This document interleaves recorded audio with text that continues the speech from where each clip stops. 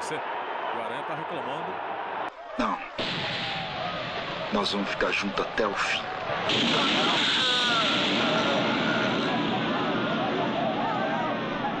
Zumbi dos Palmares. Te adoro. Tá reclamando com algo que venha da torcida. Tá reclamando os gestos do Aranha de algo que esteja sendo atirado da torcida até o torcedor mais próximo do gol do Aranha. O Robinho faz um gesto ali pro quarto árbitro, passando a mão na pele. Posso ter entendido errado, mas estaria envolvido no racismo, seria isso? É isso aí, com o Aranha, exatamente isso. Um insulto de racismo é o que o Aranha agora vai para as câmeras para dizer que houve um insulto de racismo. O Robinho se levanta também lá do banco. O Robinho tão acostumado na Europa com essas situações, né? E tem um movimento muito... I am the darker brother. I, too, am American. I want you to try out for the debate team. You sure you want somebody like me? No. That's why you're trying out. Gentlemen and lady, debate is combat, but your weapons are words. Forte contra esse tipo de situação, tá aí o Aranha. E o árbitro, o Wilton Pereira Sampaio, conversa com o Roger Goulart, que é o quarto árbitro, estava com as atenções voltadas. Você chegou, te adoro. Precisamos tirar ele daqui. Depressa!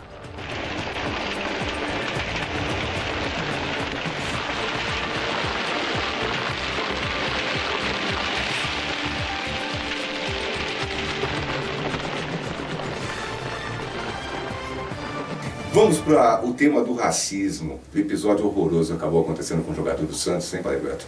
É triste, né? É triste que em pleno século XXI a gente tenha que ouvir certas notícias como essas, né? Mas também, quer dizer, de um outro lado, eu acho que é plausível que aconteça num país como o nosso.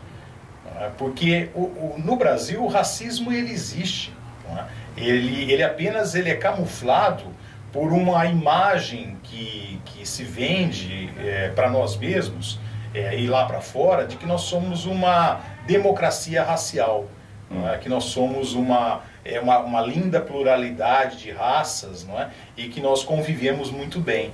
E na verdade não é isso o nosso país. Nosso país é um país muito mal resolvido em várias questões. Você acredita que no Sul isso seja mais forte? Com certeza, né? Com a migração de europeus, né? O europeu, ele em si, ainda mais o europeu das décadas das quais vieram as migrações, não é? Porque nós temos que contemporaneizar isso, né?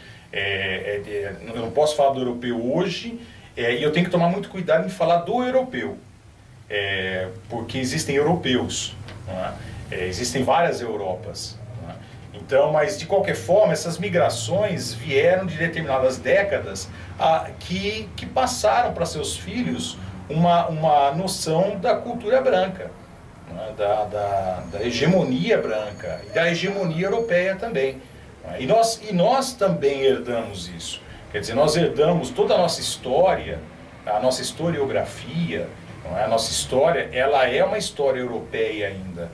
Não é? Ela é uma história onde a Europa conta a história.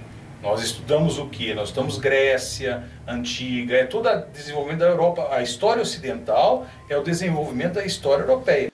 Acho que já foi mais que comprovado que todo mundo é igual a todo mundo. Acho que não tem como você hoje discriminar ninguém hoje, até porque a gente sabe que o mais que a gente sempre pede é saúde para Deus, né?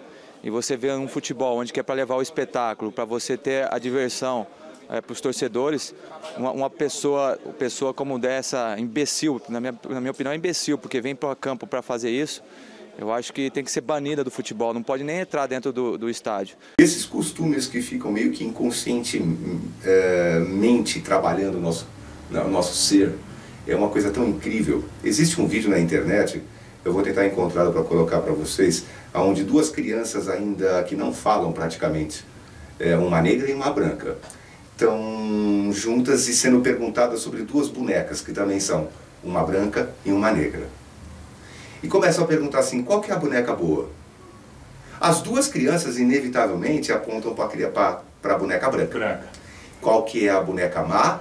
As duas crianças, inclusive a negra, apontam para a boneca negra. E assim eles vão fazendo uma série de perguntas e você nota que já existe ali um conceito, elas mal sabem falar, por exemplo, mas elas já têm um conceito pejorativo em relação à raça negra e benéfico em relação à raça branca. A raça branca. É uma coisa impressionante. É impressionante como isso vai fazendo a nossa visão de mundo, vai criando uma visão de mundo desde cedo, não é? Isso está inserido em nós. E o pior, isso não é discutido. Is the black doll? And which one is the white doll? Which doll is the pretty doll? Which doll is the nice doll? Which doll is the bad doll? Which doll is the nice doll? And which doll is the bad doll? And why is that doll pretty? Because she's white and he has 2 eyes. Which doll is the ugly doll? Why is that doll ugly? Because he's black. Which doll looks most like you? Like me? Yeah, which one looks like you? And that one. Okay. That doll. Isso não é posto em debate. Aliás, o grande mal da sociedade brasileira é que as famílias, a chamada boa educação, é uma educação sem diálogo. É uma educação de fachada. É uma educação onde se ensina para o filho assim, olha, nós conversamos isso aqui, mas não vai falar isso daí lá na casa da avó, hein? Exatamente. Hoje nós vamos na casa da tia é uma piranha. Mas você não vai falar isso para ela, não é? Enfim, o que é a boa educação? Pô? A boa educação para nós é a falsidade, é eu vestir máscaras, é eu agradar o outro e falar aquilo que o outro quer ouvir. Essa é a boa educação. Uma pessoa bem educada, quando o pessoal fala assim, puxa, aquela pessoa é uma pessoa do bem. É que aquela pessoa não tem aquela sinceridade impertinente. Não. Né? Então, qual é a pessoa do bem? A pessoa do bem é aquela que se dá bem com todo mundo. Mas a pessoa que se dá bem com todo mundo é a pessoa que não fala a verdade. Ela não fala o que pensa, ela não se expõe, ela é o concordino, né? E outro dia eu estava conversando... Eu acho que é a fundação dos bons modos. Vamos ter bons modos. Vamos ter bons modos. Aí, os bons modos é você ser falso. Não é? E aí, quando a gente é falso, a gente não discute. E isso acabou causando, acredito, padre, nos campos de futebol, um espaço para poder extravasar. Isso. Em momentos chaves, onde você está suscetível emocionalmente, aí isso vem aflora, né? Isso aflora no ser humano. Agora, como que qualquer lugar. É mais um caso e vai seguir o baile, meu. Vai seguir o baile. Amanhã de novo vai ter outra coisa, aí vai ter outra briga, e vamos que vamos. É assim, nosso país, infelizmente, está dessa maneira. É revoltante, é uma coisa revoltante. Eu só imagino como é que deve estar a família do Aranha, principalmente o filho dele. Zé, não é hora dos jogadores se unirem coletivamente para tomar uma decisão mais séria contra o racismo? Eu acho que não adianta muita coisa, não. Eu acho que é uma situação que, infelizmente, ela é clara no Brasil. Isso não é novo, isso já é de antigo, só que a gente fica muito chateado em pleno século XXI viver uma situação como essa, né? Infelizmente no futebol brasileiro acontece isso, insultos são normais, né? A gente vai jogar aqui, é lógico que eu saí do jogo, estava fazendo sinal positivo, mesmo assim a torcida estava xingando, que é normal. Também torcedores do Santos xingam, mas não de maneira racista, né? Eu acho que nem eu falei antes, tem que punir os torcedores que fizeram isso para que não aconteça mais. Quando eu era uma criança e ia a um campo de futebol, eu acho que se diziam as mesmas coisas que se dizem hoje no campo de futebol. Só que a chegada de uma educação, capacitação, a qualificação das pessoas para trabalho, para tudo, começa a vir também conceitos de cidadania. E esses conceitos fazem com que nós sejamos politicamente corretos em uma série de situações, né? Eu acho que hoje já modificou bastante. Agora, o técnico Oswaldo de Oliveira disse que para mudar alguma coisa precisa parar de falar e começar a punir. Nós temos uma menina que foi filmada, né?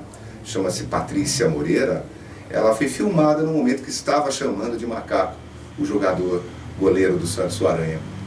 E ela já teve que tirar sua conta do Facebook, do Instagram, está sendo perseguida de certa maneira, né, pelo Brasil inteiro. Quer dizer, agora nesse momento a menina paga o pato por todo o estádio que estava fazendo a mesma coisa. Certo. Essa questão do racismo, eu acho que a gente podia fazer o seguinte: parar de falar e as autoridades punirem. Porque quanto mais a gente badala isso e a punição não acontece, eu acho que a proporção aumenta. É similar à questão da violência nos estádios. Quanto mais se fala, menos se pune, né? E a impunidade toma conta e a gente vê se multiplicarem esses atos a cada rodada que passa no Campeonato Brasileiro ou na Copa do Brasil. Agora, tem que punir essa garota, tem que punir esses rapazes que ficaram chamando de macaco o rapaz que foi lá jogar futebol na cidade deles. E parece que pega até 3 anos de cadeia. Claro que vai sair bem antes do que isso. Mas é a punição o único caminho ou existiria a maneira de a gente educar essas pessoas de uma outra forma? Então, eu acho que antes da punição, deve acontecer o que aconteceu, a exposição. Veja bem, se você analisar... A vergonha.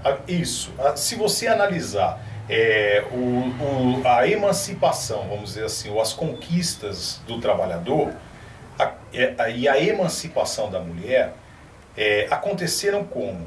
Através da saída do trabalhador da área privada para o público. Então, quando o trabalhador começou a invadir as ruas, quando o trabalhador começou a se tornar um caso público, aí então nós começamos a discutir isso. Não é? Quando a mulher saiu da cozinha, saiu de casa e começou a se tornar um elemento público, aí então começou a se expor. Então aí a exposição aconteceu e a discussão também. A mesma coisa é o caso dos gays, né? Gays nós sempre tivemos, mas ele sempre era aquela pessoa que vivia escondida, vivia sua sexualidade entre 4 paredes. Não é? Quando ele se tornou público, aí veio a discussão. Então eu acredito que é positivo que as pessoas nesses momentos mostrem a sua cara. Nós somos um país que ainda não trabalhou o racismo. Nós somos um país que muitas pessoas possuem uma postura racista. Não é? E isso tem que ser exposto primeiro, tem que ser admitido. Como entender? O Globo Esporte mostrou isso, foi interessantíssimo. 2 rapazes negros gritando junto. Macaco para o rapaz negro que estava jogando bola. Como se explica isso? Quer dizer, banalizou-se então o xingamento? Não, eu acredito que numa hora de emoção, de comoção, de raiva, você expõe aquilo que está inserido dentro da tua mentalidade. E há muitos negros de alma branca. Não é? Há muitos negros ainda que não se enxergam como negros, não têm a sua negritude como uma virtude, como um valor. De certa maneira, acabam tendo vergonha porque nasceram com aquela cor. E numa hora de raiva, uma hora de torcida, não é? Que seria também numa hora que eu bebi bastante, estou numa briga de bar, sei lá, não é? Eu solto algo que é totalmente contraditório. Não é? E vou agredir o outro com uma ofensa que serviria muito bem para mim. Não é? Então, são contradições que acontecem por quê? Porque nós não discutimos. Nós não somos uma sociedade em que em casa, nós discutimos tudo. Eu acho que poucas pessoas foram criadas num lar onde tudo é discutido. Onde os pais sentam com os filhos ou sei lá, os adultos com as crianças, não é? E sentam para discutir as coisas, né? O que é certo e o que é errado. O que se discute em casa, o que vão dizer. Bom, cuidado, não Não é? Exatamente. O que vão pensar de você? Não é? E isso sim se discute. Ou então, qual é a marca de sapato, de roupa está sendo vendida, ou que eu quero comprar. Banalidades. Banalidades. Mas não exatamente valores e o que é certo e o que é errado. Para convivência em sociedade. Então, o dia que nós tivermos uma sociedade onde na escola, na família, nas igrejas, enfim, em qualquer espaço, os valores sejam discutidos, aí nós podemos dizer que nós estamos caminhando para o amadurecimento.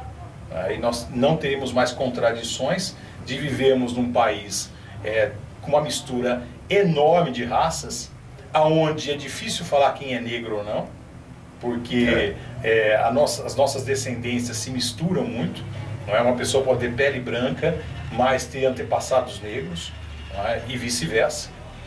E então, num país onde tem uma multiplicidade muito grande, isso é uma riqueza para nós, não é? A gente possa viver como tal, né? Como um país que não é europeu, é um país que é latino-americano, é um país que é brasileiro, não é? É Brasil, e com toda a sua multiplicidade de cores. E lembrando que a gente disponibilizou 2 filmes tratando do assunto, para a gente poder refletir um pouco mais sobre ele, né? Um deles, um filme muito interessante, onde o Denzel Washington faz um professor de uma universidade de negros, na década de 30 nos Estados Unidos, onde a gente tem ainda grupos no sul dos Estados Unidos que se vestem de branco, a Ku Klux Klan matando negros enforcados, apauladas, quer dizer, aqueles absurdos ainda aconteciam, e um grupinho pequeno de estudantes negros saem com esse professor pelos Estados Unidos, competindo com outras universidades em debates sobre conhecimento, né? E eles acabam enfrentando no final a escola de Harvard, quer dizer, a Universidade de Harvard. E então, é um filme belíssimo que trata a temática do racismo de uma maneira muito, muito bem feita, com muita propriedade, muita sensibilidade. E a outra é o Cacá Diegues com o Quilombo, né? Fugir pra onde? Eu quero morrer. Eu prefiro morrer. Eu vou pra... Não, senhor Europa. Morrer, não. Tá vindo gente! Tá vindo gente! I am the darker brother. I, too, am America. I want you to try out for the debate team. You sure you want somebody like me? No. That's why you're trying out.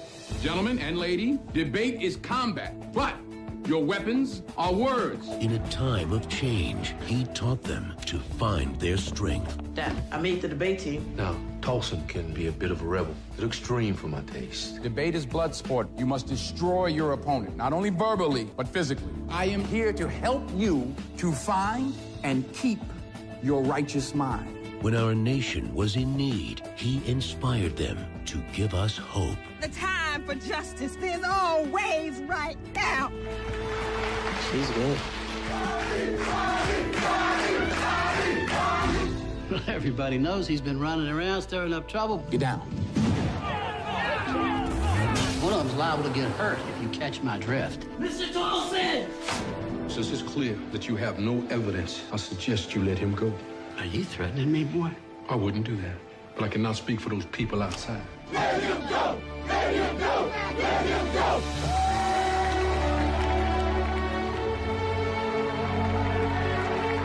This came. Looks like somebody opened it already. Not me. Dear Mr. Tolson, we wish to extend an invitation to debate Harvard Crimson. We'll be one of the first Negro colleges in America to ever debate a white college. If we defeat them, we defeat the best. What's the matter? You afraid?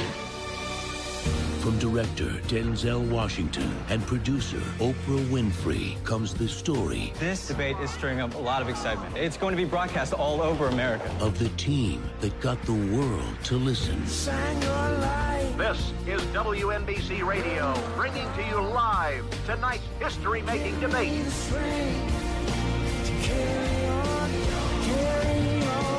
Academy Award winner Denzel Washington. Academy Award winner Forrest Whitaker.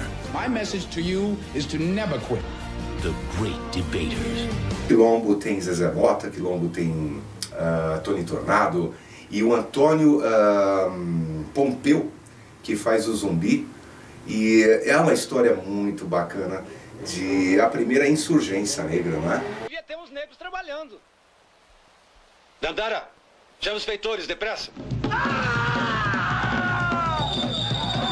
Não podem fazer isso comigo, eu sou o dono.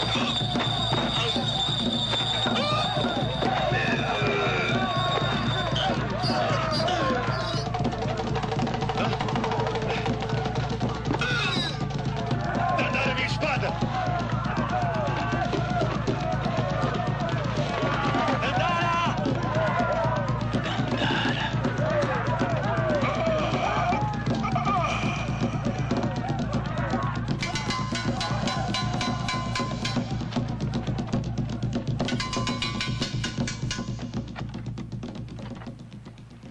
Eles vão criar então um espaço para outros negros que conseguissem fugir das senzalas pudessem se refugiar, não é? E não se fala da dimensão que foi isso.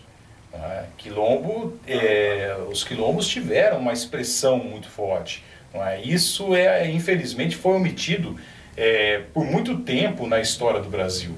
Não é? Por quê? Porque é uma expressão de resistência negra ao sistema de escravidão.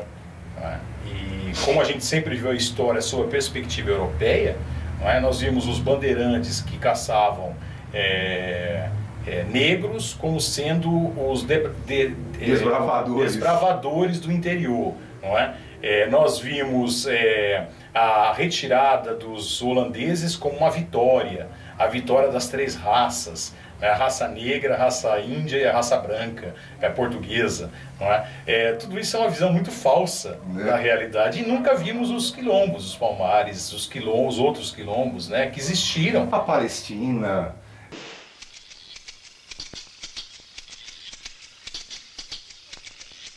Ogunye, Ogun irano lo, tiremo con shegun. E foi Julo Jujumo. Irã Loó, Elei Arare. Nikbatilo Fugum. Abucunilmo. Peconibero. Ogunye. Manda vir teus melhores guerreiros do Vale da Morte para que eles protejam o corpo do teu filho. E ensine teu filho a sabedoria da guerra.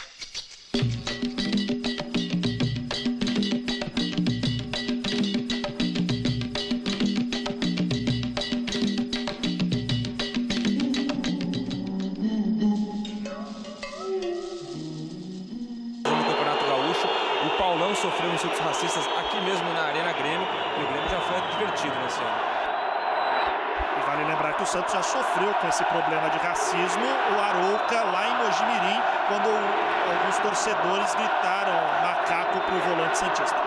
Aranha, primeiro, o que aconteceu ali com a torcida do Grêmio? A outra vez que a gente veio jogar a Copa do Brasil, estava passando no telão uma campanha contra o racismo. Não é à toa. Não é à toa que estava passando uma campanha no telão contra o racismo.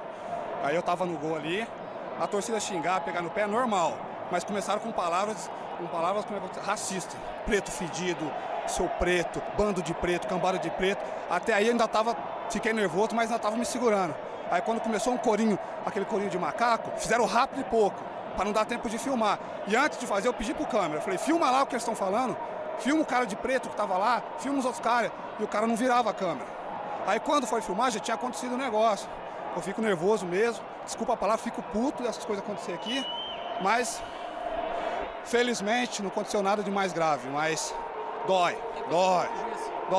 Eu falei pra ele, não é possível. Que ele veio falar pra mim que eu estava insultando a torcida. Quando me chamaram de negócio de preto, de macaco, essas coisas, eu virei pra ele, assim, bati no braço, falei, eu sou preto sim, sou negão sim. Se isso aí é insultar eles, não sei. E todo mundo que vem jogar aqui, todo mundo sabe que sempre tem, não são todos, mas sempre tem alguns racistas aqui no meio. Você vai tomar alguma providência, Aranha? Como? No meio de tanta gente assim, fica difícil. Mas está dado o recado para ficar esperto para a próxima partida. E você visivelmente se sentindo magoado e até impotente diante disso, é isso? Não, não impotente. Hoje a gente, graças a muito esforço aí, muita gente lutou por isso. Tem leis, né? Mas no futebol a gente sabe que o torcedor usa de várias maneiras para desestabilizar o jogador. Mas no meu caso, sou um cara com uma idade boa, já experiente, não vou deixar de jogar o meu futebol por causa de manifestação do torcedor.